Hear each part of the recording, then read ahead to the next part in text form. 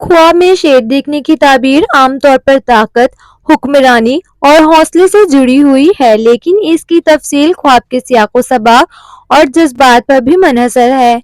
शेर को ताकतवर और बहादुर जानवर समझा जाता है। ख्वाब में शेर देखना इस बात की निशानदेही करता है कि आपके अंदर ताकत और हिकमत मौजूद है, या आपकी जिंदगी में कोई बाअसर शख्सियत मौजूद है जो आप पर असरअंदाज हो रही है।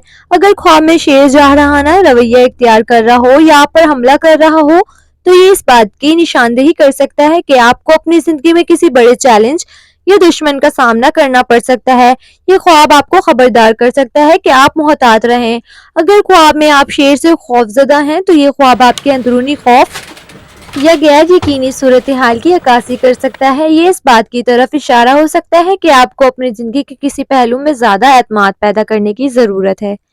अगर शेर आपके साथ दोस्ताना या पुरसकून अंदाज में नजर आता है, तो ये ख्वाब इस बात की निशानदेही करता है कि आपको अपनी जिंदगी में तहफ्फुज़ और सुकून मिल रहा है। ये इस बात की अलामत भी हो सकती है कि आप किसी बाअसर शख्सियत के करीब हैं जो आपकी मदद करेगी।